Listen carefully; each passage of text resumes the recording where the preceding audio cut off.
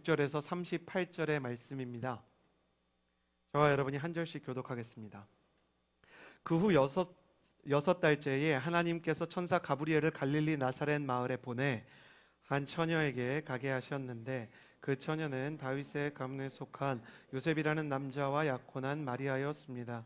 천사가 마리아에게 가서 말했습니다. 기뻐하여라, 은혜를 입은 자여, 주께서 너와 함께 하신다. 천사의 말에 마리아는 당황하며 깜짝 놀라 이게 무슨 인사인가 하고 생각했습니다. 그러자 천사가 말했습니다. 두려워하지 마라 마리아야, 내가 하나님의 은혜를 받았다. 보아라, 내가 잉태의 아들을 낳을 것이다. 그러면 그 이름을 예수라 하여라. 그는 위대한 이가 될 것이요 지극히 높으신 분의 아들이라 불릴 것이다. 주 하나님께서 그에게 그 조상 다윗의 보좌를 주실 것이다. 그는 야곱의 집을 영원히 다스리실 것이며 그의 나라는 결코 끝나지 않을 것이다. 마리아가 천사에게 물었습니다. 처녀인 제게 어떻게 이런 일이 있겠습니까? 천사가 대답했습니다. 성령께서 내게 임하실 것이며 지극히 높으신 분의 능력이 너를 감싸주실 것이다. 그러므로 태어날 거룩한 아기는 하나님의 아들이라고 불릴 것이다. 보아라, 내 친척 엘리사벳도 그렇게 많은 나이에 아이를 가졌다. 아이를 갖지 못하는 여자라 불렸는데 임신한 지 벌써 6달째가 됐다. 하나님께는 불가능한 일이 전혀 없다. 함께 읽겠습니다. 그러자 마리아가 대답했습니다. 보십시오, 저는 주의 여종입니다. 당신의 말씀대로 제게 이루어지기를 원합니다. 그러자 천사가 마리아에게서 떠나갔습니다. 아멘. 오늘은 LT12 12월을 맞아서 예수님의 탄생을 함께 나누는 러브시어터 12월을 맞아서 과속 스캔들이라는 제목으로 은혜를 나누게 될 텐데요. 그 전에 과속 스캔들이라는 영화에서 가장 아름다운 지금의 박보영 씨를 있게 만들었던 노래를 같이 나누고자 합니다. 특순이 준비될 텐데요. 암전 이후에 특순이 시작할 때 따뜻한 박수로 맞아주시기를 바랍니다.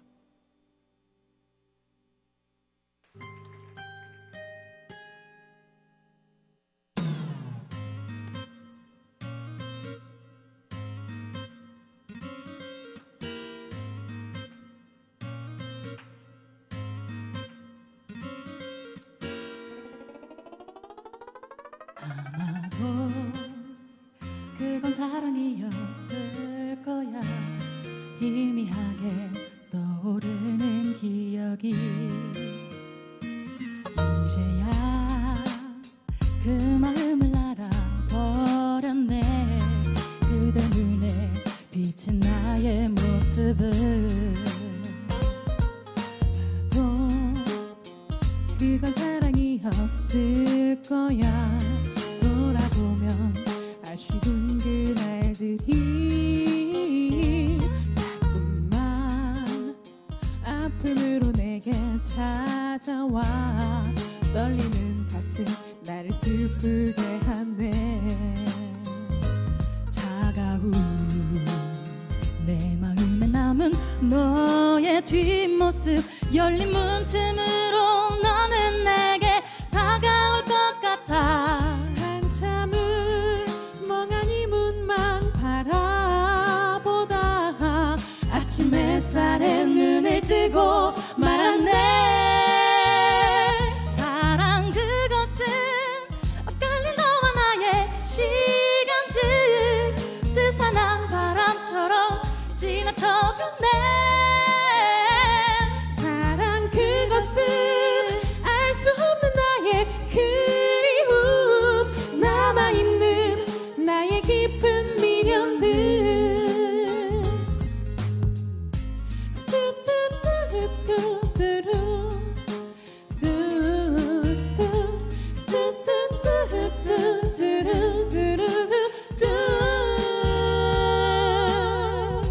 차가운 내 마음에 남은 너의 뒷모습, 열린 문틈으로 너는 내게 다가올 것 같아. 한참을 멍하니 문만 바라보다 아침 햇살에 눈을 뜨고 말았네.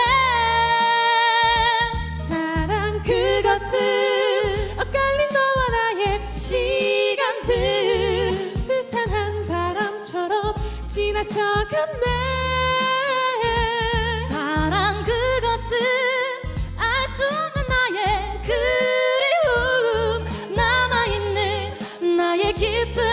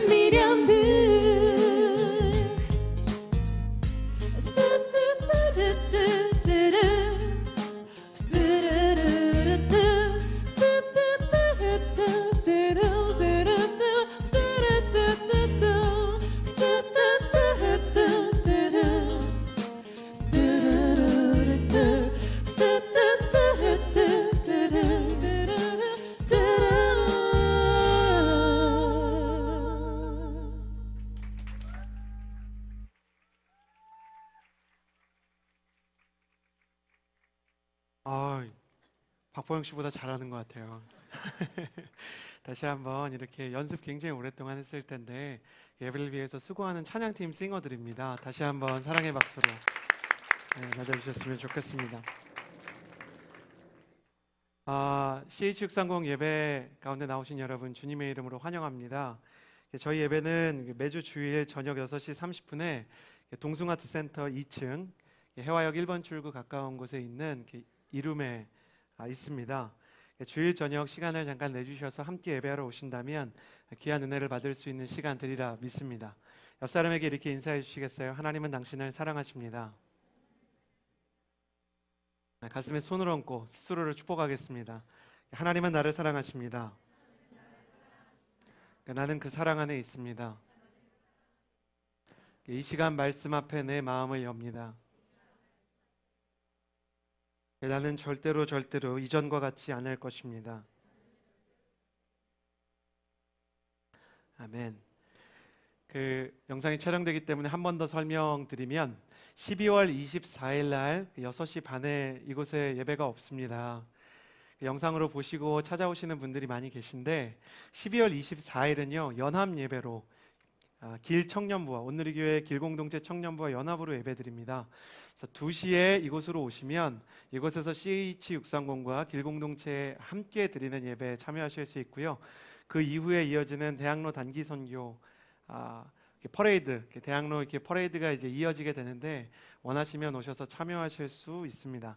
가능하시면 검정색이나 어두운 색 옷을 입고 오시면 저희가 목도리와 풍선 이렇게 같은 색으로 드릴 텐데 빨간색 풍선 들고 목도리 두르고 돌아다니면서 예수님의 생일을 전파하는 즐거운 퍼레이드에 함께 하실 수 있으리라 생각합니다. 오늘은 아까 들었던 노래처럼 과속 스캔들이라는 제목을 가지고 은혜를 나누고자 합니다. 오늘 과속 스캔들의 주인공은 지난주에 우리가 나누었던 남자 요셉의 그 여자, 그 남자의 그 여자 마리아의 이야기입니다. 29절 말씀, 본문 29절의 말씀을 같이 한번 읽겠습니다. 시작. 천사의 말에 마리아는 당황하여 깜짝 놀라 이게 무슨 인사인가 하고 생각했습니다. 마리아가 생각했습니다. 이게 도대체 무슨 인사인가? 성경을 가지고 계신 분은 이게 무슨 인사인가 이렇게 표시를 해주시겠어요?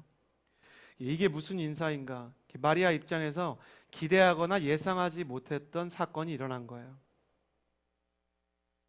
여러분, 성경에서 하나님의 쓰임을 받고 하나님을 만났던 사람들의 특징이 있다면 그날 하나님 만날 줄을 대부분 몰랐어요. 여러분은 회심하던 그날 예수님을 인격적으로 처음 만난 분들 눈물을 펑펑 쏟으며 예수님이 살아계신 하나님의 아들이라는 걸 확인한 그날 여러분이 그날 예수님을 만날 거라는 예상을 하셨습니까? 하나님이 찾아온 그날, 하나님의 천사가 마리아를 찾아왔던 그날, 우리 모두는 어려서부터 이 이야기를 교회를 오래 다녔을수록 많이 들었지만 마리아에게는 너무나 익숙하지 않은 상황이 벌어진 것이었습니다. 천사가 좀 무섭게 생겼나 봐요. 성경을 보면 천사가 나올 때마다 첫 마디가 두려워하지 말라요. 나타나면 일단 두려워하지 말라요. 도대체 어떻게 생겼는지. 마리아가 듣고 있던 말이, 마리아가 듣고 있고 보고 있는 이 상황이 마리아가 평소에 기대하거나 꿈꿨던 상황이 아닙니다. 나사렛이라는 식민 통치하에 있는 이스라엘 중에서도 굉장히 촌동네에 있는 마리아에게 천사가 나타나서 기뻐하여라, 은혜를 입은 자여, 주께서 너와 함께 하신다.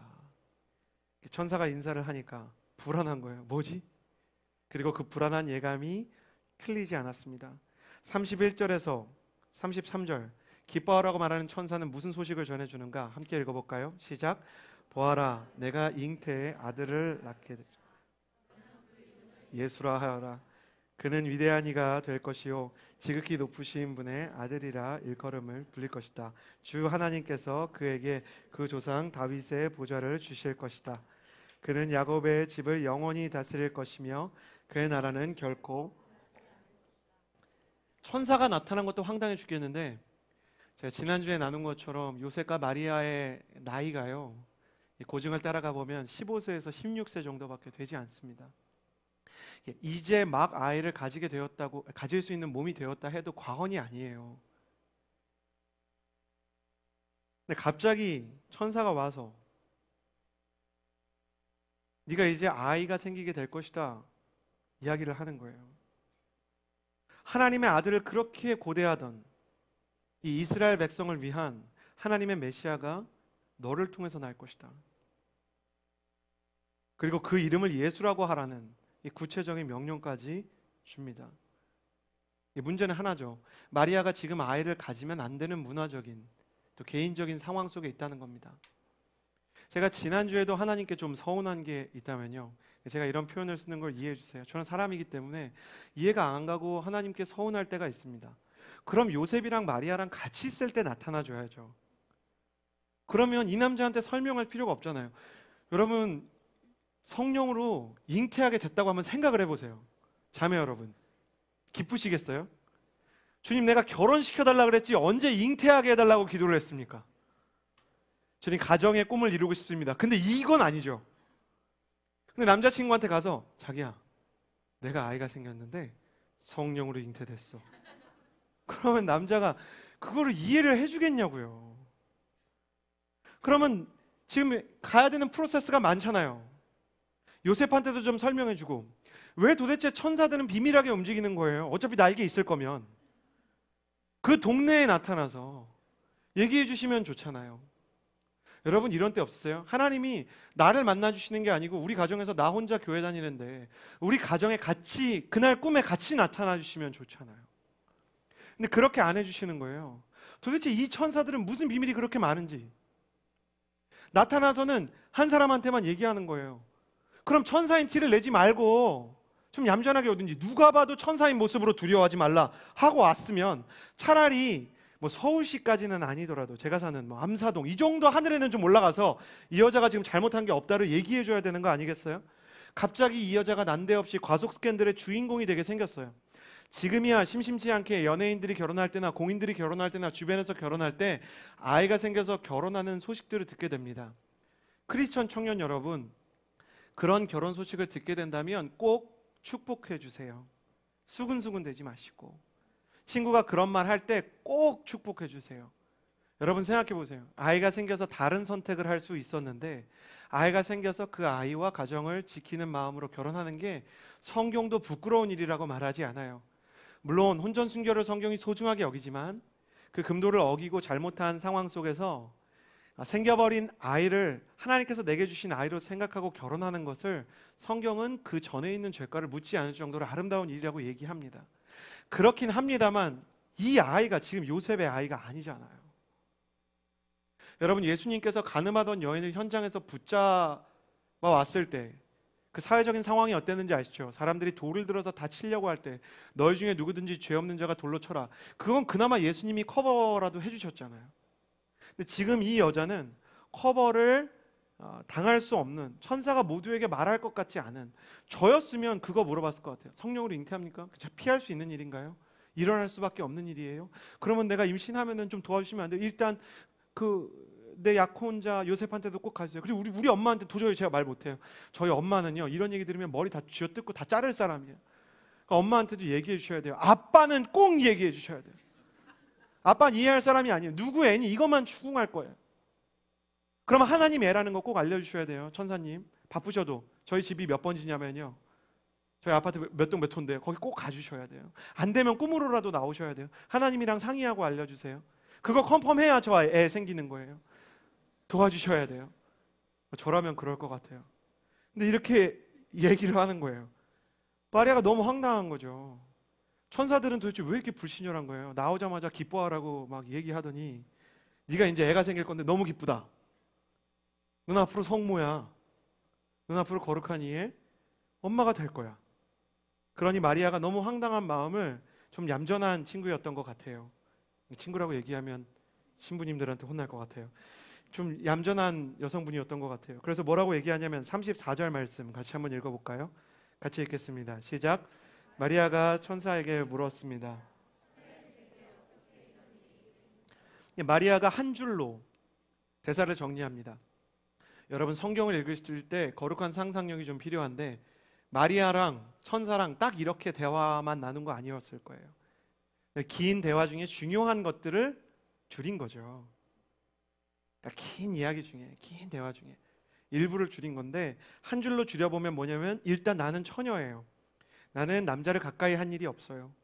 그런데 어떻게 이런 일이 있겠습니까? 너무 상식적인 반응입니다. 생명이 태어나기 위해서는 우리가 모두 다 청년이긴 하지만 교회에서 디테일하게 굳이 얘기 안 해도 선행되어야 하는 과정이 있지 않습니까? 그게 창조의 진리예요. 그런데 지금 그 창조의 질서를 깨고 이 마리아가 잉태를 하게 된다. 물리적으로 불가능하고 율법적으로 난리가 날 수 있는 일입니다. 하나님, 난 남자를 알지 못합니다. 그리고 내 사랑하는 약혼자를 위해서 제가 저 자신을 소중하게 지켜왔습니다. 그게 자랑스럽고 심지어 난 약혼을 한 상태인데 내가 임신을 한다면 무슨 일이 일어나게 되겠습니까? 여러분, 그 차태현 씨와 박보영 씨가 주연했던 과속 스캔들이라는 영화가요, 저는 크리스천이 만든 게 아닌가 그런 생각이 들 정도로 뭔가 크리스마스랑 오버랩 되는 게 있어요. 물론 주인공이었던 차태현이나 박보영 씨는 둘 다, 차태현 씨가 과속해서 낳은 딸이 박보영 씨인데 박보영 씨는 또 중학교 때 과속해서 또 애가 있어요. 그 3대긴 해요. 자기들의 실수긴 하지만 그 안에서 의미를 찾아간다는 건 비슷해요. 근데 의미를 찾아가기 전에 영화도 그렇고 하나님의 말씀도 그렇고 진짜 인생의 진리나 의미를 찾기 위해서는 혼란이 있어요. 성경에서 제일 첫 번째 장에 나오는 창세기 1장 1절에 보면 하나님의 창조가 시작돼서 질서를 대변하는 빛이 창조되기 전에 가장 먼저 있었던 것이 혼돈과 공허라고 얘기합니다. 흑암이 깊음 위에 있었다고 이야기합니다. 그러니까 하나님의 창조가 일어나기 전에 무언가 알 수 없는 혼란이 있습니다. 이해할 수 없는 상황이 있습니다. 여러분, 예수님 믿는 사람이 혼란스러울 수 있습니다. 그게 새신자든 기신자든 다 이해가면 오히려 바리새인입니다. 모든 게 다 쉬운 것처럼 이야기하는 사람들, 진짜 신앙을 모르는 사람들입니다. 나는 의심하고 싶지 않습니다. 하나님을 믿고 싶습니다. 그런데 믿고 싶은데 믿어지지 않는 일들이 일어납니다. 하나님을 이해하고 싶은데, 하나님을 사랑하고 싶은데 이해할 수 없고 사랑할 수 없는 일이 일어납니다. 난 하나님 믿고 싶은데 믿을 수가 없습니다. 그래서 하나님을 이해하고 싶은데 이해할 수 없는 일이 일어납니다. 그걸 의심이라고 이야기합니다. 의심은 불신과 다릅니다. 불신은 처음부터 덮어놓고 안 믿겠다고 하는 겁니다. 의심은 믿고 싶은 마음이 있는 겁니다. 근데 믿을 수가 없는 겁니다. 그런데 성경의 사람들이 위대하고 아름다운 것은 이 의심에 대해서 진실합니다. 하나님을 원망하거나 섣불리 불평하지 못합니다. 왜냐하면 아까 얘기한 것처럼 천사가 아마 무섭게 생겼기 때문일 것입니다.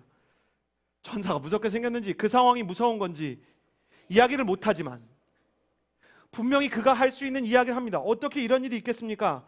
답이 정해져 있을 수 있습니다. 하나님이 한다면 하는 거지. 안 되는 게 어디 있어? 그래도 성경의 사람들은 용감하게 질문을 합니다. 여러분, 크리스천으로서 질문할 수 있는 용기가 있습니까? 크리스천으로서 내 상황이 이해가 안 된다고 이야기하는 것에 대해 교회가 섣불리 무조건 문을 닫을 거라는 생각을 하지 않습니까? 저는 오늘 3시 반에 새가족 순장들이랑 모였어요. 새가족 순장들이 제일 두려워하는 것 중에 하나는 질문입니다. 왜 질문을 두려워하냐면 내가 모를 수 있기 때문입니다. 그러나 컴퓨터에 비해서 인간이 유일하게 빨리 할 수 있는 생각이 뭔지 아십니까?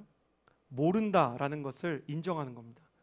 컴퓨터에 가서 오늘 한번 크리스마스를 검색해 보십시오. 그럼 전체 컴퓨터를 다 뒤진 다음에 한참 뒤에 크리스마스라는 단어가 없다는 걸 토해낼 겁니다.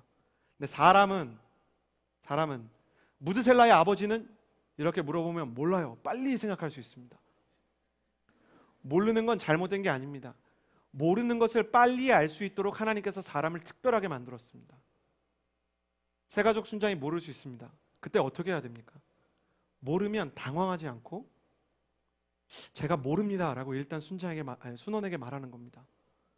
진실이기 때문에. 그리고 나서 제가 모르는데 목사님에게 물어보고 혹은 제가 찾아보고 다음 주나 다다음 주까지 질문하신 것에 대해서 찾아보겠습니다 라고 하는 겁니다. 새가족 순장이 그렇게 하면 순원도 너무 좋습니다. 왜냐하면 순장이 모르는데도 불구하고 자기를 위해서 애를 쓸 것이기 때문입니다. 더 좋은 건 순장이 좋습니다. 자기가 몰랐던 것을 순원의 질문에 의해서 다시 한번 생각해 볼 수 있기 때문입니다. 이때 하지 말아야 되는 행동이 뭐냐면 그게 왜 궁금합니까? 믿으세요. 믿음이 부족한 겁니다. 이렇게 가면 진짜 그 질문 배후에 있는 하나님의 더 깊은 메시지를 놓칠 때가 많습니다. 마리아는 질문을 합니다. 마리아가 질문을 하는 이유는 성경의 수많은 사람들이 질문을 통해 더 깊은 진리를 알았기 때문이고, 더 나아가 하나님의 사랑을 받는다는 확신이 이 사람 안에 있었음을 보여줍니다. 여러분, 하나님이 나타나서 하나님이 내 앞에 서 있는데 질문할 수 있는 용기 쉬운 거 아닙니다. 저는 하나님이 나타나면 질문은커녕 회개를 시작할 겁니다. 그동안 제가 그렇게 하려고 한 거 아니었습니다. 하나님, 왜 이곳 누추한 강동과 암사동까지 오셨습니까?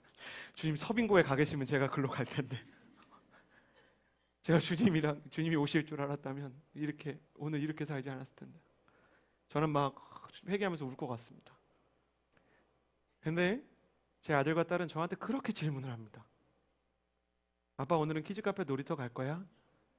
너무 추운 겁니다. 나가면 감기 걸릴 것 같습니다. 안 돼. 왜? 날씨가 추워. 왜 날씨가 추워? 거기 앞과 저기 앞 지구의 공전과 자전에 대해서 어떻게 설명하지? 겨울이니까 추워. 왜 겨울은 추워? 제가 대답해 줄 걸 기대하고 계속 이야기하지만 이 아이는 아마 착각을 하겠죠. 제가 다 답을 알고 있을 것이다. 근데 더 중요한 게 있습니다. 삼촌이나 이모에게 묻지 않습니다. 아빠는 나를 사랑하기 때문에 답해 줄 것이라는 것을 아는 것입니다. 여러분, 질문이 왜 어려운지, 여러분 안에 있는 의심에 대해서 어떻게 이런 일이 있겠습니까? 라고 마리아처럼 얘기하지 못하는 마음속에 하나님 앞에 질문하는 것은 하나님의 나를 향한 마음에 타격을 줄 수 있다는 오해가 있기 때문입니다. 하나님이 인간에게 주신 가장 큰 자유는 질문할 수 있는 자유입니다. 삐딱하고 건방지게 질문하라는 거 아닙니다. 그러나 정말 해결이 되지 않고 당황스러운 것에 대해서는 질문해야 됩니다. 마리아의 이 질문 안에 심지어 이런 메시지가 들어있습니다. 하나님, 내가 아기를 낳으면 나 죽어요. 곱게 죽는 거 아니고 돌 맞아서 죽고 파혼하고 망신당하고 부모님까지 다 수치스러워져요. 하나님, 지금 제 목숨 가지고 장난치시는 겁니까? 하나님, 제게 너무하셨습니다.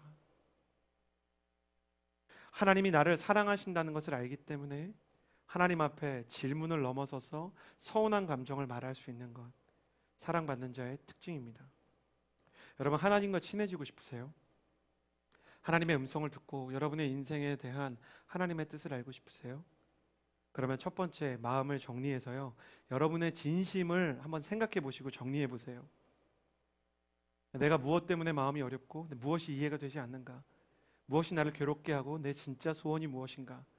막 그냥 나오는 대로 얘기하는 거 아니고요, 마음을 한번 정리하고 하나님에게 용감하게 질문하고 하나님에게 용감하게 고백하는 겁니다. 어떻게 이런 일이 일어납니까? 하나님, 저에게 너무하셨습니다. 하나님, 내가 하나님께 은혜를 입었다면서요. 하나님께서 나를 받아주셨다면서요. 하나님이 나에게 관심이 많다면서요. 하나님, 날 사랑하시잖아요. 근데 이게 웬 벼락 같은 소리입니까? 마리아의 감정, 그것이 우리의 감정이 아니겠습니까? 여러분, 하나님이 다 이해가 가십니까? 저는 목회자인데 하나님이 다 이해가 가지 않습니다. 저는 해결된 것들을 가지고 말씀을 통해 여러분에게 하나님의 은혜를 전하지만 지금 이 순간에도 이해가 가지 않고 동의가 되지 않고 하나님에 대해서 온전히 하나님과 뜻이 같지 않은, 하나님이 왜 이런 일을 하실까? 정리가 되지 않은 것들이 있습니다. 언젠가 정리가 되면 나눌지 모르겠지만 정리가 되지 않은 괴로움들이 저를 괴롭힐 때가 있습니다. 제가 너무 교회에서 시니컬하게 얘기하는 것입니까? 종교적인 언어로 그냥 제 심령에 마음이 어려운 부분이 있다고 말해야 되는 것입니까? 종교적인 태도는 때로 우리의 삶을 하나님으로부터 오히려 멀어지게 만듭니다. 형식을 제하고 보면 우리가 가장 친한 언니에게, 가장 친한 형에게, 또 내 어머니에게 할 수 있는 그 말을 하나님께서 듣고 싶어 하십니다. 어쩌면 하나님은 천사를 통해 마리아를 도발하셔서 그녀의 마음속에 있는 하나님에 대한 생각을 듣고자 하시는 것입니다. 그리고 마리아가 이렇게 하나님을 원망하고 또 하나님을 의심하고 하나님에게 질문할 때 하나님은 그 의심에 대한 답변과 선물을 4가지 주십니다. 저는 4가지 선물을 여러분과 나누게 될 텐데요, 4가지 답변 속에 담겨있는 선물을 통해 조금이나마 하나님을 이해할 수 있는 시간이 됐으면 좋겠습니다. 첫 번째, 26절 말씀을 같이 한번 읽어보았으면 좋겠습니다. 26절 함께 읽도록 하겠습니다. 시작. 그 후 6째 달째에 하나님께서 천사 나사렛 마을에 보내. 오늘 말씀에 보면 그 후 6달째에 라는 구절이 있습니다. 성경에서 이 일 후에 혹은 그 후라는 단어가 나오잖아요. 그럼 그 앞에 있는 사건이랑 연관이 있는 겁니다. 성경을 묵상하기를 좋아하시는 분들은 그 후 혹은 이 일 후에라는 단어가 나오면 그 앞에 있는 일이 무엇인지를 봐야 됩니다. 주의 길을 예비하기 위해서 존재한 사람, 세례 요한이 6개월 먼저 예수님의 사촌 형으로 마리아의 그 언니의 몸에 잉태되는 사건이 있었습니다. 언니는 결혼을 했는데 아이가 안 생기는 불임 상태였습니다.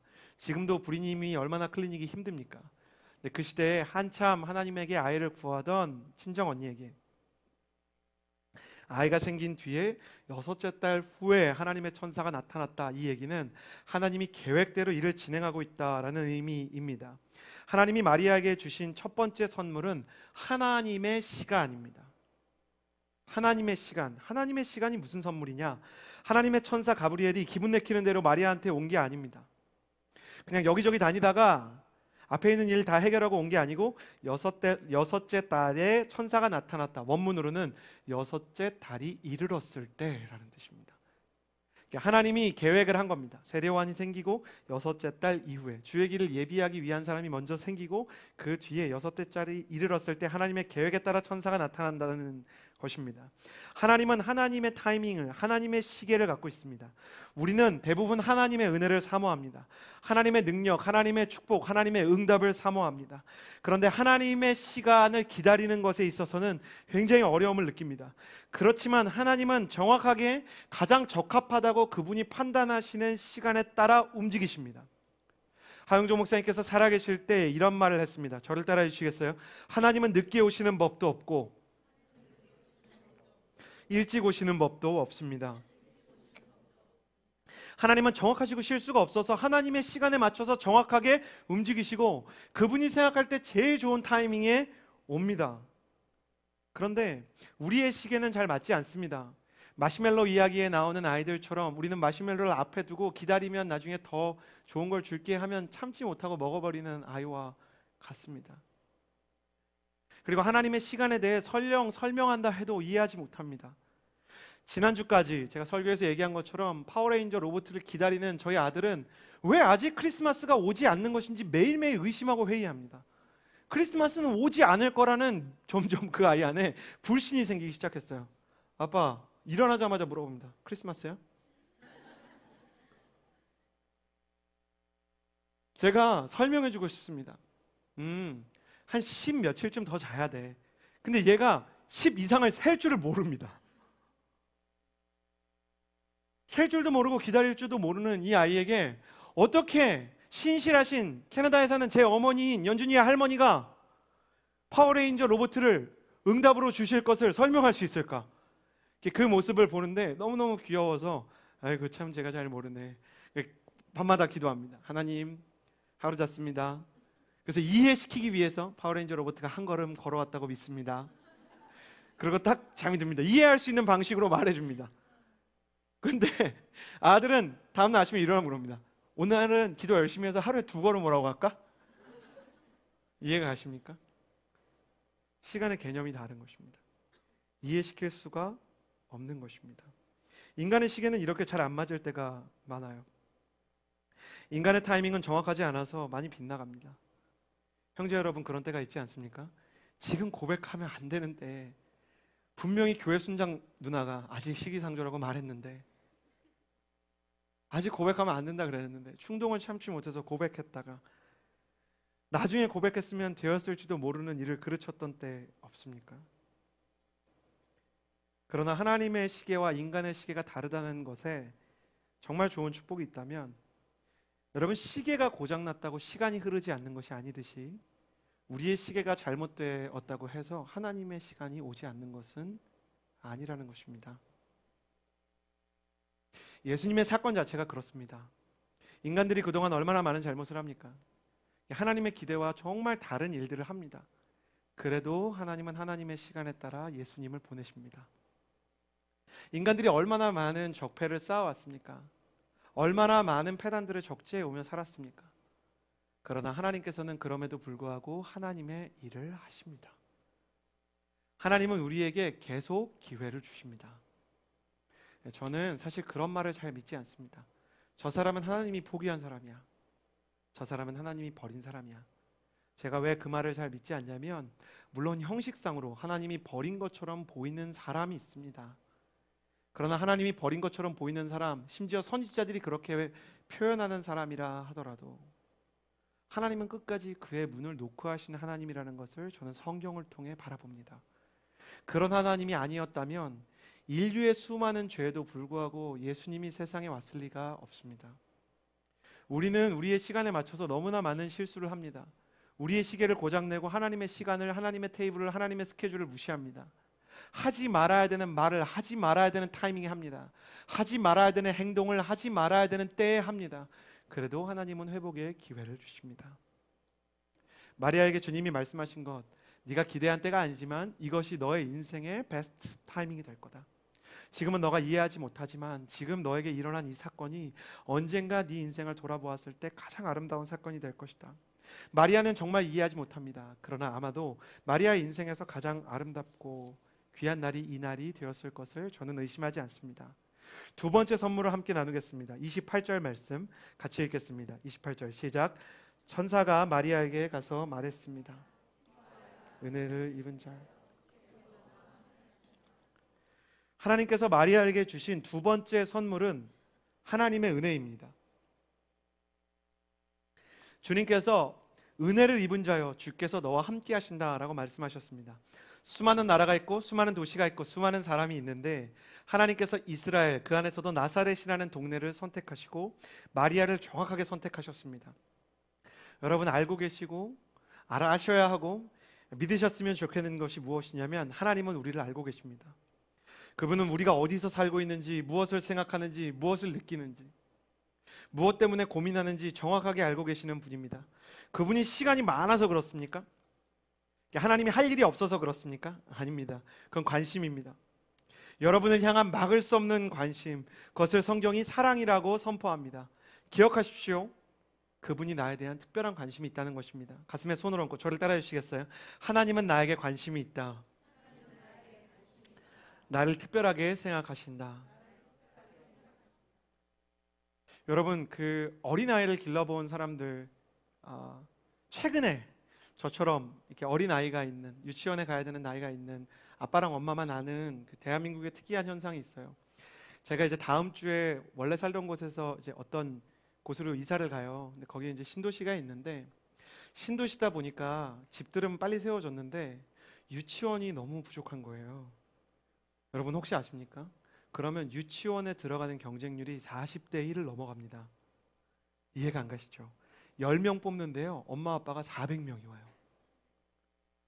그래가지고요, 자기 아들 이름을 이렇게 적고요, 번호를 받아요. 그러면 탁구공에다 번호를 적어요. 저희 아들이 200번이면 탁구공에 200번을 적어서 이렇게 넣어놓는 거예요. 그래서 그거를 원장 선생님이 첫 번째 번호를 뽑고요, 뽑힌 분이 그 다음 번호를 뽑아주고 이렇게 하는데 400명이 있는데 너무 허무하게 10명만 뽑는 거예요. 제가 목사니까 어떻게 했을까요? 일단 목욕을 해요.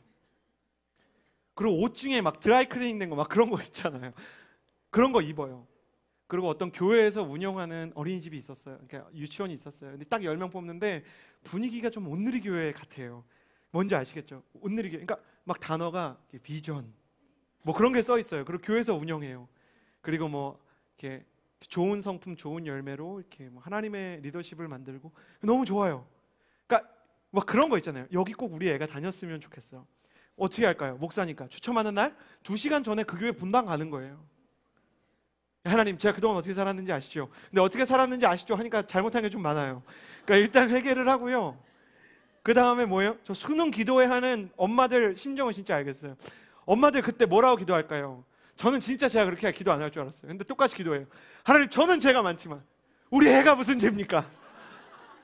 하나님, 우리 아이를 사랑하시는 줄을 믿습니다. 뭔지 아시겠어요? 그러고 나서 가는 거예요. 첫 번째 뽑아요.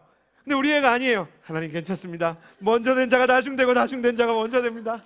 막 난리가 나요. 근데 쌍둥이는 뽑으면, 어떤 분 뽑았는데 서류를 딱 보고, 아, 쌍둥이 어머니세요? 그러면 번호가 한꺼번에 2개가 나가요. 그럼 막 더 낙심돼요. 그러면 막 이거 뽑아요. 제가 그렇게 유치원에 8개를 대기번호도 없이 떨어졌어요. 그러니까 우리 애가 다음에 갈 유치원이 없는 거예요. 하나님에 대한 서운함. 하나님, 내가 목욕하고 2시간 전에 가서 금식하고 그 전날 저녁도 안 먹고 내가 CH 축성은 무슨 영광만 하냐고 그냥 유치원 가게 해달라고. 근데 제가 울진 않았는데 그 다음 하나님 말에 울었어요. 너는 네 자식이 유치원 안 간 거는 그렇게 속이 상하고, 너 저기 380명 390명 엄마들이 유치원 못 보내가지고 울고 있는 건 하나도 안 보이냐? 목사가? 너가 목사니까 정말 10사람 필요한 사람 되게 해달라고 기도할 수 없니? 제가 뭐라 그랬어요? 마리아처럼 아까 얘기했잖아요. 저는 용기를 가르쳤잖아요. 네, 없어요. 제 아들이 가야 돼요. 그리고 하나님한테 말하는 거예요. 저는 이런 목사예요. 너무 속상한 거예요. 뭔가 이건 영적인 기능을 통해 하나님이 해주실 수 있는 것 같은데, 우리 아들 탁구공을 위로 이렇게 떠올려 주셔서 할 수 있잖아요. 왜 못해? 오병이어도 하시고 빛을 창조하신 분이 왜 못해? 우리의 유치원 가는 게 뭐 대단한 거라고. 근데 하나님이 그걸 통해서 이 엄마들의 마음을 알게 해주시는 거예요. 이 시대 엄마들의 마음. 보통 엄마들은 이런 감정을 겪고 사는구나. 예수님은 왜 인간으로 오셨어요? 처음에 어디서부터 완전 비밀한 출생에서 독수리 둥지 같은 데서 길러지시다가 한 12세쯤 성전에 돌연 등장하셔서 논쟁하시다가 또 잠적하셨다가 또 나타나셔서 막 성전 꼭대기에서부터 영광과 함께 정말 신의 아들로 오실 수 있잖아요. 저는 그래서 모 이단에서 막 백마 타고 이긴 자라고 막 오화하는 거 믿지 않습니다. 진짜 예수님은 보통 인간이 거쳐야 되는 과정을 다 거쳤어요. 이해가 되십니까? 그러면서 마리아에게 그 양육 과정을 통해 보여주시는 거예요. 마리아가 좀 이상했을 거라고 생각하지 않으세요? 그러니까 하나님의 아들이 내 모유를 먹고 있을 때 얼마나 긴장될까? 저였으면 말할 것 같아요. 듣고 계시나요? 혹시 부족하진 않으신가요? 저라면 그리고 기도할 때, 혼자 기도할 때 아기 예수님이 바라보고 있으면 무슨 생각이 들까? 저는 기도하는 방향을 옮겨서 예수님, 제가 그냥 기도 안 하고 말할 것 같아요. 여기다 말하는 게 빠를 것 같아요, 예수님. 그러면서. 근데 그 하나님의 아들이 배가 고플 때 마리아에게 젖이 먹고 싶다는 표시를 보통 아이들과 똑같이 우는 것으로밖에 표현할 수 없다는 걸 마리아가 기르면서 봤을 때 그게 얼마나 희한한 느낌일까? 무슨 이해가 되세요? 예수님도 배고프면 울어야 되는 시절이 있었다는 거. 걷기 위해 안간힘을 쓰는데 하나님의 아들인데 막 박혁거새처럼 태어나서 막 8일 만에 걷고 막 아래서 태어나고 이런 게 아니고, 예수님이 일어나려고 하다가 넘어지고 그 모든 과정을 통해 마리아에게 예수님이 주신 가장 큰 축복은, 나는 진짜 너희들의 삶의 애환과 너희들이 겪고 있는 그 보통의 사소한 아픔을 이해하고 있어. 하나님은 이해하실까요? 유치원을 보내지 못한 엄마들의 마음을. 하나님은 이해하실까요? 모유가 잘 나오지 않아서 아이에게 모유를 먹이고 싶은데 모유를 먹일 수 없는 엄마 마음을. 하나님은 아실까요? 집에다 차마 얘기할 수 없이 IMF 때 실직한 아버지의 마음을 아실까요? 하나님은 아실까요? 목사나 선교사가 설교를 잘하고 싶은데 설교를 망치고 사역을 망쳐서 하나님의 사람이라고 인정을 받기가, 하나님의 사람이라고 어디 가서 얘기가 하기가 떳떳하지 않은 우리의 모든 그 사소한 실패와 연약함을 하나님 이해하실까요? 하나님 이해하시는 거예요.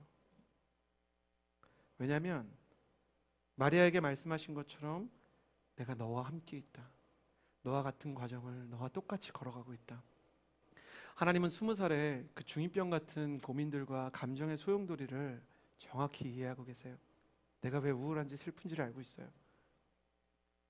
하나님은 아침에 일어나서 날이 너무 추운데 교회 가기 싫어지는 사람의 마음을 이해하세요. 이불 밖은 위험하다고 생각하는 사람들, 관계 때문에 상처받아서 왜 나는 저 사람의 한마디 한마디를 잊지 못하나 상처받은 사람들을 이해하고 계시다고요. 더 정확히 이해하기 위해서 하나님은 어린아이로, 연약한 아이로 태어나 주셨어요. 나는 여러분이 그 아기 예수님을 생각할 때마다 이렇게 스스로에게 생각할 수 있게 되기를 바랍니다. 하나님은 그것이 얼마나 사소한 문제든 나의 아픔과 나의 문제에 공감할 수 있는 분이다. 그 하나님을 알면 그 하나님이 임해오는 첫 번째 증거, 그 예수님이 나의 마음을 아시기 때문에 느껴지는 첫 번째 증거는 기쁨입니다.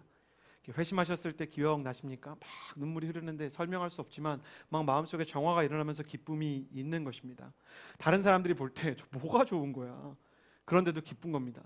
예수 믿어서 처음에 완전히 뒤집어지는 사람은요, 세상이 볼 때 진짜 이상한 사람 됩니다.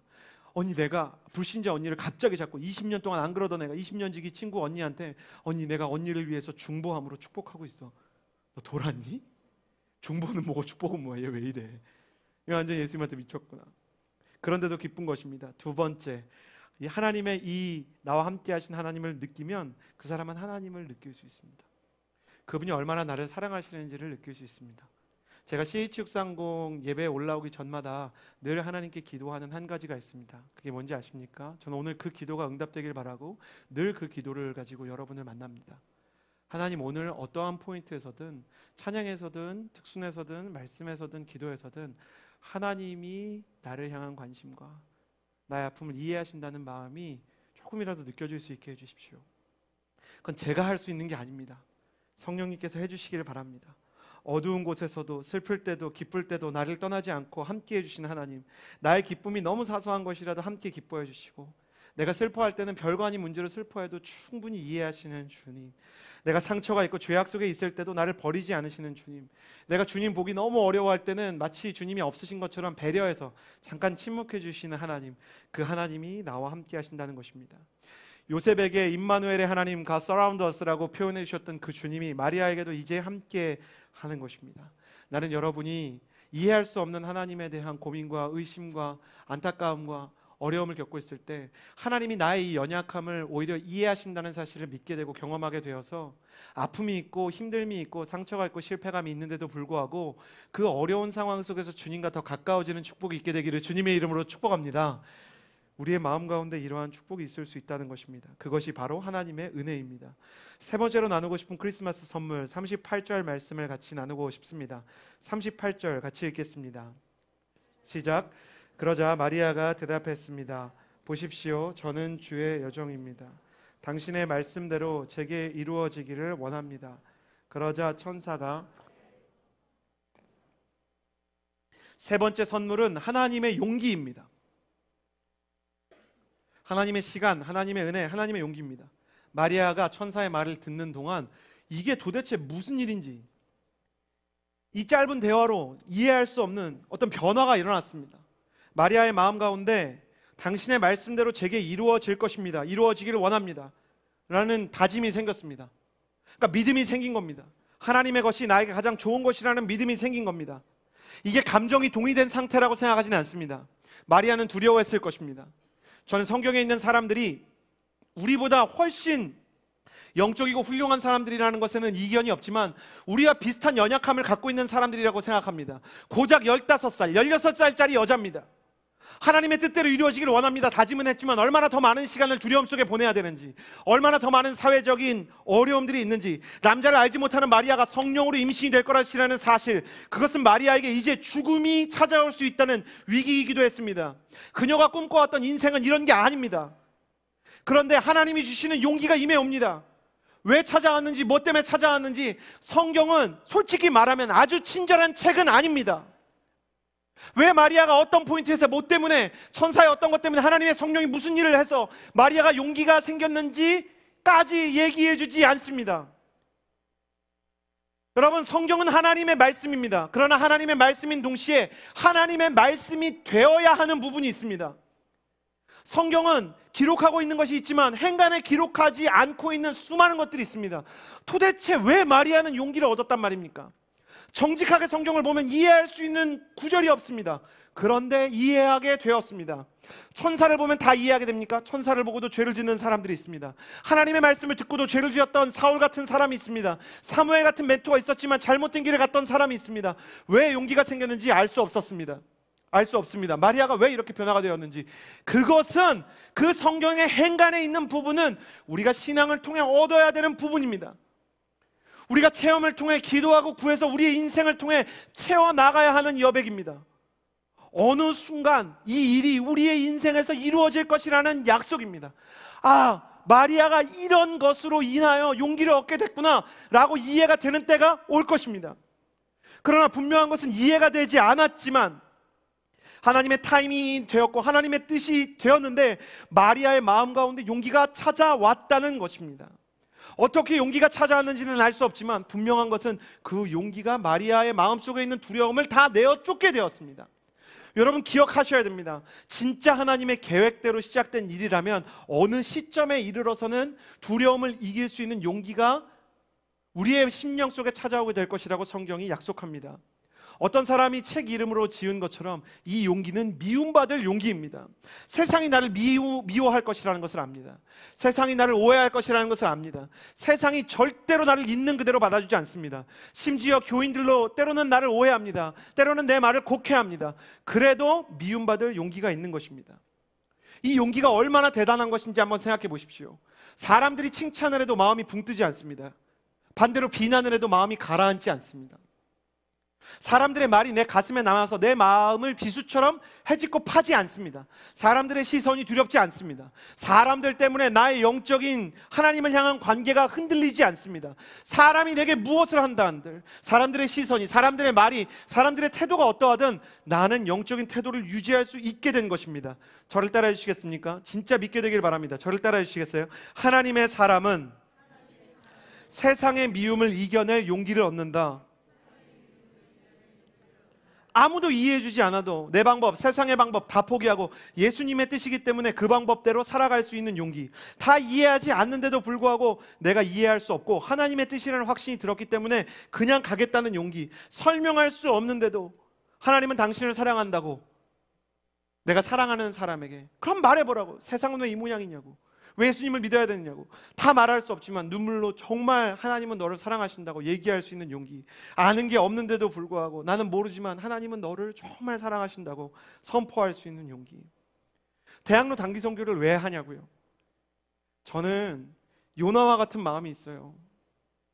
여러분 생명의 삶 한 분들 요나를 보면서 그런 생각 해보셨습니까?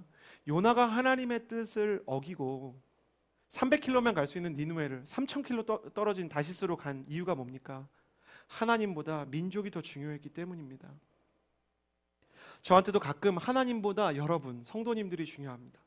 그래서 사역을 할 때, 디자인할 때 잘못할 때가 있습니다.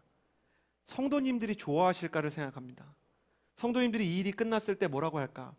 대학로 단기선교, 대학로 퍼레이드를 계획하는 동안 제 마음속에 확신이 들었습니다. 청년들이 미쳤다고 까만 옷에 빨간 목도리 두르고 빨간 풍선 들고 퍼레이드 하고 싶을까? 그런 사람도 있습니다. 정말 예수님의 이렇게 소식을 전하고 싶은 사람. 근데 여러분 대부분의 경우는 별로 안 좋지 않습니까? 아, 나는 정말 노방 이게 퍼레이드 막 이런 건 정말 싫은데. 그리고 고구마를 구워, 와, 난 우리 엄마 밥도 잘 안 해주는데. 제 마음속에 이거는 잘 될 프로젝트가 아닙니다. 저는 잘 될 프로젝트가 아니라고 생각하면 안 하려고 하는 성격이 있습니다. 근데 하나님은 계속 임해옵니다. 해성교회 목회자님들이랑 만납니다. 근데 왜 그렇게 지역교회 목회자님들은 순수하고 하나님 사랑하는 겁니까? 잘 안 될 수도 있지만 하나님이 원하시는 거라는 생각이 들어요. 아, 그분들이랑 얘기하면 얘기할수록 이건 진짜 하나님 뜻이라는 생각이 듭니다. 그래, 같이 해야 돼. 저 교회랑, 대학로에 있는 저 교회랑 같이 연합해서 같이 퍼레이드하고 회성교회 성도들이랑 좋은 관계 유지하고 대학로에 있는 우리가 이름 모르는 크리스천들이랑 인사라도 할 수 있는 기회, 그게 중요한 거야. 같은 크리스천으로서 용기를 주고받을 수 있으면 좋지. 근데 잘 안 될 것 같은데. 그러니까 자꾸만 막 이렇게 제가 주춤주춤합니다. 막 안 하려고 합니다. 저는 많은 사람들이 참여하려고 하지 않는 거는 잘 안 하고 싶은 마음이 있습니다. 저를 이해하십니까? 근데 하필이면 제가 그렇게 생각하고 있을 때 생명의 삶 본문은 요나가 물고기한테 잡아먹히는 본문입니다. 그러니까 이 대학로 단기 선교를 할 것인지 물고기 뱃속으로 갈 것인지를 선택해야 됩니다. 제가 잘하는 게 있는데 그래도 물고기 뱃속보다는 시키는 일을 합니다. 하필이면 제가 안 하고 싶다고 생각하는 그날 본문이 요나가 다시스로 가서 바다에 던져서서 물고기 밥이 되는 본문이었습니다. 그리고 심지어 그걸 MC들과 같이 쉐어링해야 되는 상황이 된 겁니다.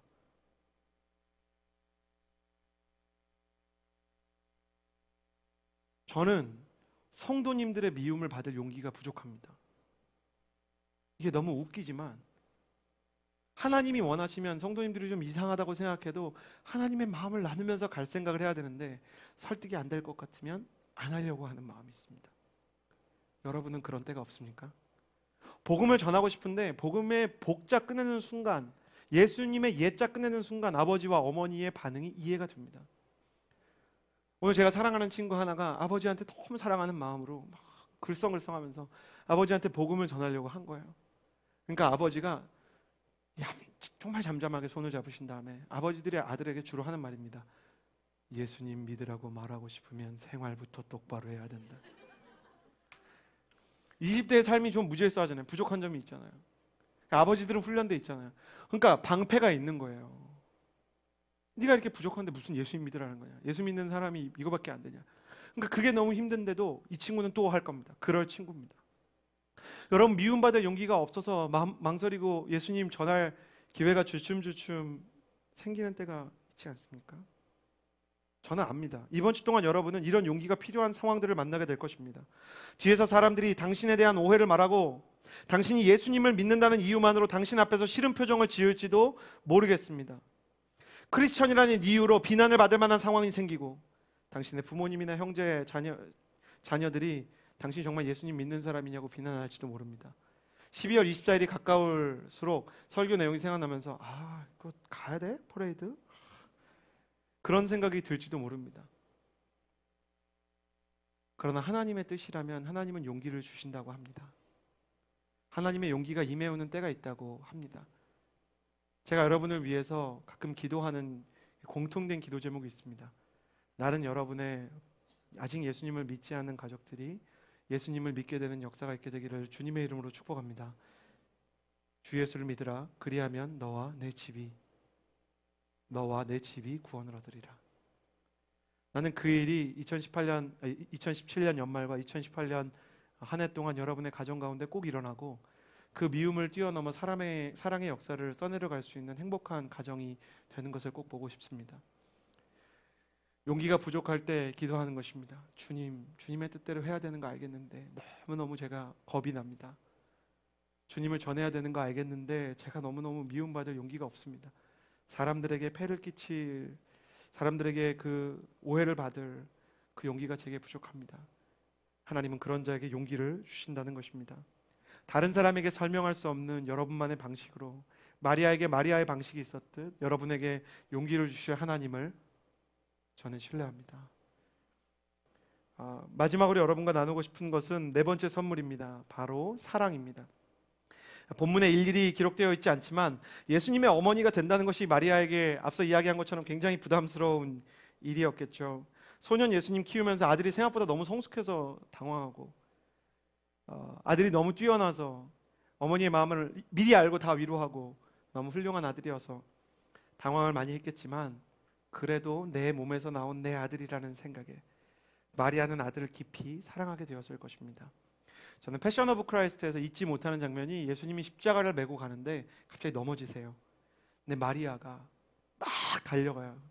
영화의 상상력일 뿐이지만 예수님의 어릴 때를 기억해요. 마리아가 예수님이 어린데 문턱에 이렇게 걸려서 넘어지는 거예요. 그러니까 그걸 보면 그게 생각나서 가서 메시아여, 하나님의 아들이요, 예수님 그러지 않고 내 아들아 그래요. 아들아.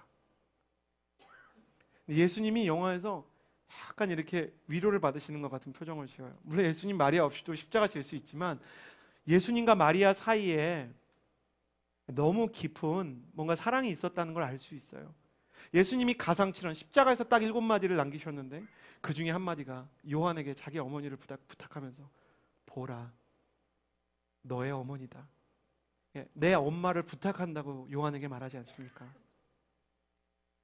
마리아가 그렇게 예수님을 사랑하게 되었을 거예요. 아들이 십자가에 못 박히는 그날 그 순간까지 자리를 떠나지 않으면서 그 순간이 너무나 고통스럽지만 아들의 마지막 눈빛이라도 마음에 새기기 위해서 십자가까지 다시 한번 목숨을 걸고 쫓아가는 엄마, 그냥 대한민국 고3 엄마들, 대한민국 그 유치원 보내는 엄마들이랑 똑같은 사랑, 그 사랑을 예수님 안에서 느끼게 되는 것입니다. 어찌 보면 사랑만은 보통 엄마가 된 겁니다. 그냥 보통 엄마예요. 저희 아내랑 저랑 결혼을 했는데요, 3개월 만에 아들이 생겼어요.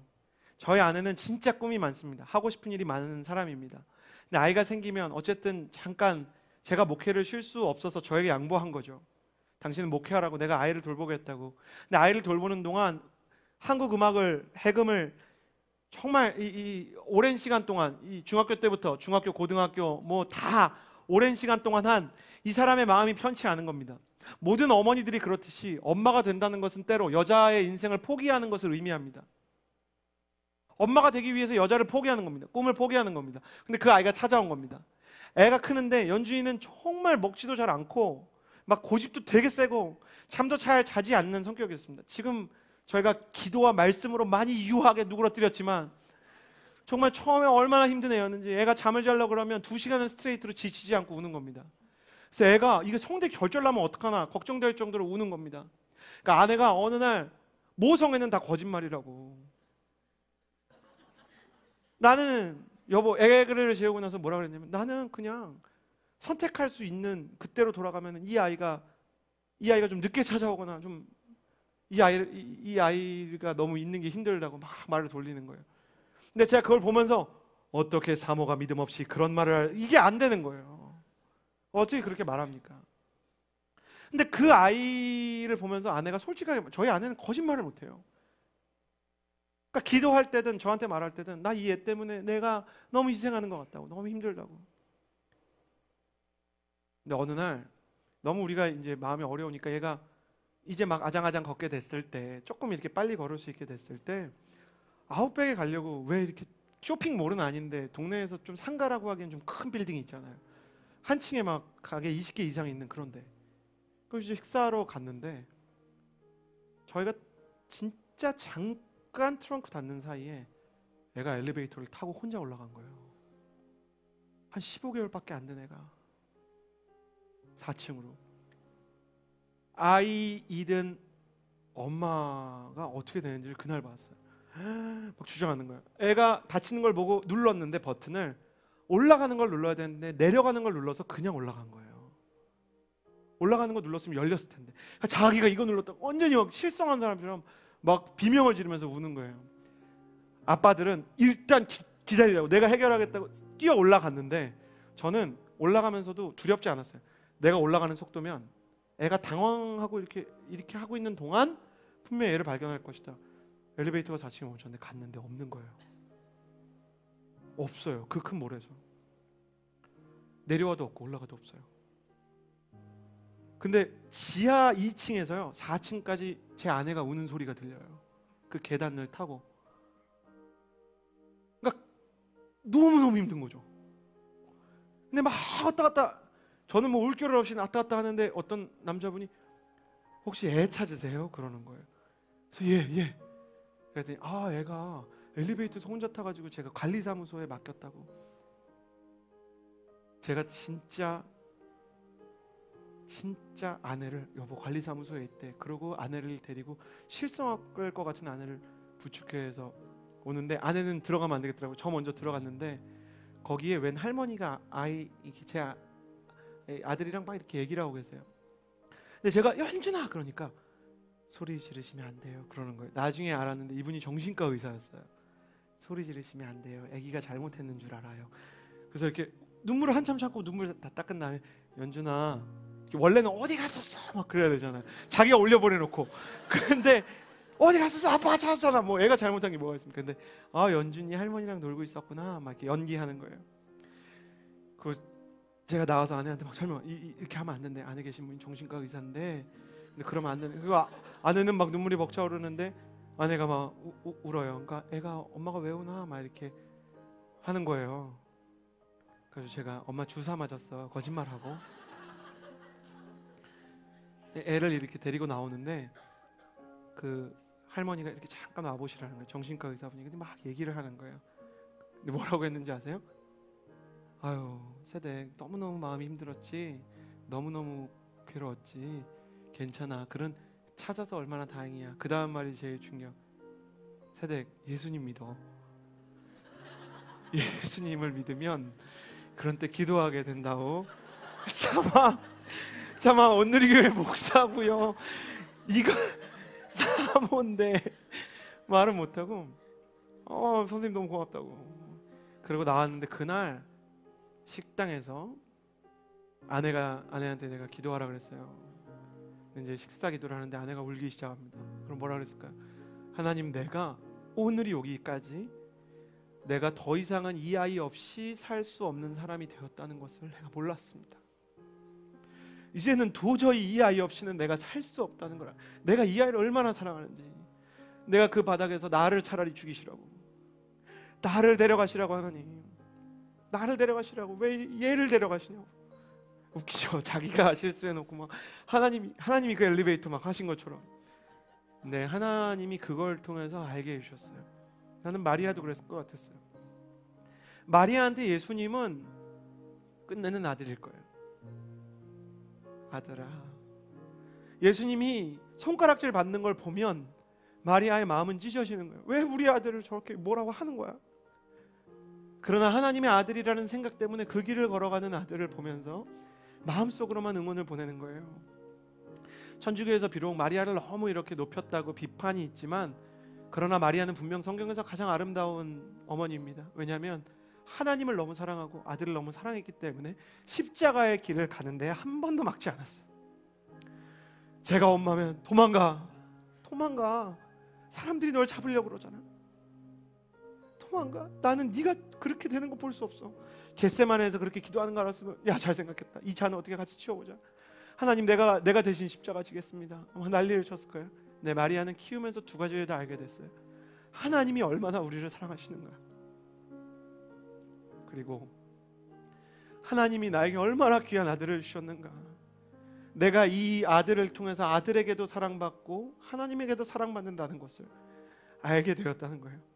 여러분, 마리아가 아이가 생기는 그날, 그리고 예수님이 부활하셔서 다시 살아났을 때, 내 아들이 살아났다고, 내 아들이 하늘로 올라가는 걸 보면서 감동했던 그날, 영광의 그날이 올 거를 알았냐? 모르는 거예요. 신앙은 때로 너무 힘들어요. 저도 이해할 수 없는 일이 너무 많아요. 여러분한테 다시도 다 얘기할 수 없는 제 자신의 갈등과 이해할 수 없는 것들이 있어요. 어떤 목사님들은 그런 거 얘기하면 영적인 권위가 떨어진대요. 내가 그런 갈등이 있다는 걸. 저는 그러나 목사가 무슨 하나님이 아니잖아요.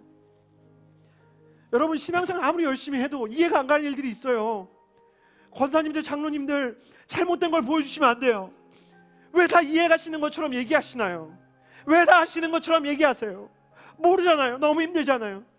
근데 우리가 얘기할 수 있는 건 있어요. 어느 순간에 가보니까 이해가 되는 지점이 있긴 하더라. 너 얼마나 힘드냐, 너 얼마나 어렵냐. 세월호에서 아들을 수장시킨 한 부모의 기도문을 잊지 못해요. 하나님, 내가 지금 겪고 있는 이 일을 내가 이해할 수가 없다고. 근데 하나님이 내 마음을 안다는 것을 내가 알게 됐다고. 왜냐하면 하나님도 아들을 잃어보셨으니까. 하나님도 아들이 찢겨서 죽는 걸 봤으니까. 물고기 밥이 된 내 자식, 그 자식을 둔 부모 마음은 아시죠? 하나님이 같이 울고 같이 함께 하시는 동안 인간이기 때문에, 너무 우리가 미약하기 때문에 하나님의 뜻을 이해할 수 없을 때가 많아요. 그래서 믿음이 필요한 거예요. 어떤 믿음? 이해되는 때가 올 수 있다. 여러분, 웃긴 것 같죠? 틀에 맞추고 끼우는 것 같죠? 여러분, 가만히 보십시오. 지금 자신의 인생을, 야, 크리스천들은 참 끼워 맞추는 것도 잘해, 저렇게 되고 다 하나님의 뜻이고 복 받았다고 얘기한다. 불신자들이 그런 사람 많이 봤어요. 근데 그렇게 말하는 불신자의 특징을 저는 압니다. 그 사람은 자기 인생에 대한 만족과 감사가 없어요. 계속 불행한 거예요. 안 되는 걸 계속 생각해요. 된 거 생각하지 않아요. 계속 불행한 거예요. 더 가져도 불행할 것입니다. 지금 당신이 목표로 하는 걸 가지면 그때는 당신이 당신 인생에 만족할 것 같죠? 그렇지가 않아요. 예수님을 믿는 사람은 나보다 나을 거 별로 없어요. 오해하지 마십시오. 예수님 믿는다고 고난 다 피해가고 질병 다 피해가고 갈등 다 피해갑니까? 근데 끼워 맞추는 것 같은 그 믿음이 그 사람을 얼마나 고귀하게 하는지, 하나님의 뜻이 이루어졌다고 그 시간을 견디는 그 사람이 얼마나 하나님의 사람을 용감하게 하는지, 그 사람을 얼마나 품격 있게 하는지, 가식이 아니라 진짜로 하나님이 이루어졌다고 믿는 사람이 있다면, 진짜 100%의 믿음이라면 그 사람은 자기 인생에 대한 태도가 다르기 때문에 고난 속에서도 하나님으로 인한 행복을 가질 수가 있는 거예요. 혹시 이 중에 예수님을 믿지 않는 사람들, 야, 저 목사가 그냥 막 인생이 어느 때쯤 좋아지는 때가 옵니다, 견디세요라고 쉽게 얘기하는구나 라는 생각이 든다면 무슨 대안을 가지고 계세요? 당신은 당신이 정말 행복해질 거라고 믿습니까? 당신의 지금 삶이 최악의 삶이 아님에도 불구하고 불평과 불만과 다른 사람들에 대한 판단, 말은 하지 않아도 당신 친구와 당신의 주변 사람들을 다 우습게 여기는 그 교만을 갖고 계속 살아갈 거라면 거기 무슨 소망이 있냐고요. 그럼 좋은 사람이 되는 게 아니라 좋은 사람인 척 하는 법을 배워야 되잖아요. 저는 그런 일에 지쳤어요. 더 종교인인 척하고 더 좋은 사람인 척하고 더 안 힘든 척하고 더 안 괴로운 척하는 게 크리스천의 삶입니까? 너무 괴롭고 힘든데 하나님이 혹시 믿음을 주시면 내가 이길 수 있을 거라고 생각해서 눈물 흘리면서 힘들면서 나갑니다. 근데 진짜 주어지는 힘이 마리아처럼 그 용기가 있다면 제가 장담하건대 당신은 지금 살고 있는 삶과 전혀 다른 삶을 살 수 있어요. 당신 주변에 있는 사람들이 당신의 변화를 보고 놀라게 될 거예요. 세상에서 가장 위대한 기적은 불평과 다른 사람에 대한 비난과 판단이 없어지는 거거든요. 내가 그런 사람이기 때문에 다른 사람을 판단할 수 없고, 내가 너무 연약한 사람이기 때문에 다른 사람의 고난에 함께 울어줄 수 있는 사람이 되는 것, 나는 그것이 하나님이 줄 수 있는 가장 큰 변화라고 생각합니다. 마리아는 처음 예수님을 얻을 때처럼 하나님의 은혜를 입어 가장 아름다운 사람이 되었습니다. 그런 삶을 살고 싶습니까? 그럼 주님께 마리아가 처음 했던 그 일을 하십시오. 하나님, 나는 내 삶이 이해가 되질 않습니다. 사람에게 찾아가 보고 술을 많이 마셔보았지만 해결이 되지 않는, 술을 마시면 찾아오는 숙취처럼 늘 내 인생엔 숙취와 비슷한 그 스트레스와 짜증과 분노와 판단과 비난과 원망이 있습니다. 이해되지 않는 이 원망을 어디로 가져가서 해결해야 하나요? 마리아에게 주셨던 것처럼 내게도 당신의 선물을 허락해 주십시오. 그렇게 기도할 수 있게 되기를 바랍니다. 우리 이 시간에 2번만 기도했으면 좋겠습니다. 먼저 기도할 때 솔직하게 기도하는 것입니다. 하나님, 내 인생에선 이해되지 않는 게 있습니다. 난 예수님 믿는데 왜 이렇게 힘든 일을 겪나요? 하나님, 나는 정말 하나님을 신뢰하고 가고 싶은데 왜 나에게 다 설명해 주시지 않나요? 하나님, 내가 정말 하나님의 마음을 헤아리기 원한다고 얼마나 많이 기도했습니까? 그런데 하나님, 왜 내게 이런 힘듦이 있습니까? 내가 왜 이렇게 어렵습니까? 그렇게 하나님 앞에 나의 힘듦을 정직하게 고백하면서 또 나의 아픔을 고백하면서 어떻게 나에게 이런 일이 있습니까? 하나님, 내가 어떻게 해야 합니까? 라고 하나님에게 힘든 마음을 크지 않아도 좋습니다. 잠잠히 고백하며 나아갑시다. 기도하겠습니다. 하나님, 가족이 마음대로 되어지지 않는,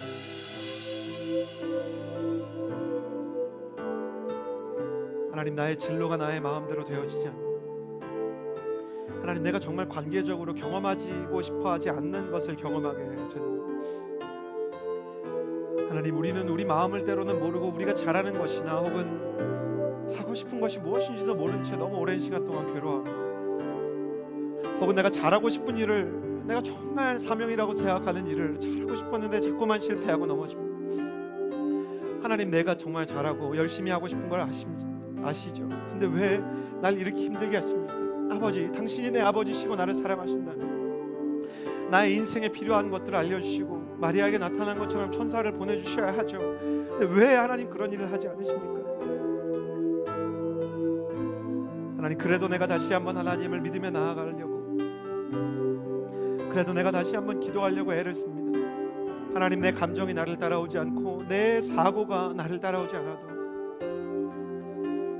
하나님 아버지, 그래도 마리아에게 주셨던 그 용기가 내게 임할 수 있다. 하나님, 이 아픔의 순간, 이 괴로움의 순간, 내게 이해할 수 없는 일들을 결국 내 인생에서 가장 아름다운 날로 만드실 하나님을 신뢰할 수 있다면, 그렇게 나아갈 수 있는 하나님의 사람이 될 수 있다면, 하나님, 나의 마음을 주님께서 원하시는 것을 바꿔주시기를 소원합니다. 하나님 아버지께서 계속해서 나의 마음에 녹화하시고 하나님을 느낄 수 있도록 하나님의 은혜를 베풀어 주시면 이 성탄 나는 주님과 함께 나아갈 것입니다. 나의 눈물을 아시고 나의 아픔을 아시는 주님,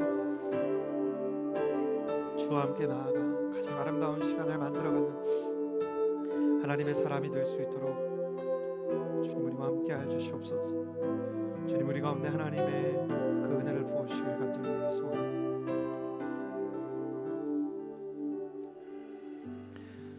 한 번 더 기도할 때 하나님, 내가 이해가지 않는 순간과 그리고 훗날 내가 이 시간을 영광으로 기억하게 될 순간 사이에 마리아에게 주셨던 그 용기가 내게 필요합니다. 하나님, 내가 나의 인생을 지탱할 수 있는 용기가 있게 하여 주시옵소서.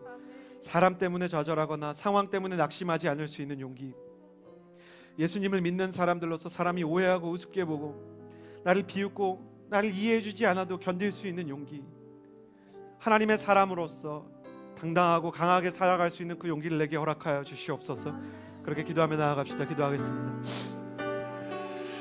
진실하신 하나님 아버지, 주님 마음 내게 주소서. 내 아버지, 사람의 말 한마디에 가슴이 패이고 사람의 표정 하나에 내 마음이 무너지는 나를 향하신 주님의 뜻이 요동하는 바다처럼 이루어지도록 지진이 난 땅처럼 흔들리는 나의 마음, 주님만 하나님 아버지께서 고쳐주시고 주소서. 안정시켜주시기를 소원합니다. 진실하신 하나님 아버지, 내가 기도하며 내가 정말 하나님 앞에 나아 내 아버지, 주님만 내게 하나님의 용기를 내게 주소서. 주셔서 이 시간을 나를 견딜 수 있는 향하신 주님의 뜻이 이루어지도록 주님만 내게 주소서. 하나님 아버지, 세상의 주님만 내게 주소서. 내 아버지, 주님만 내게 주소서. 나를 향하신 주님의 뜻이 이루어지도록 주님만 내게 주소서.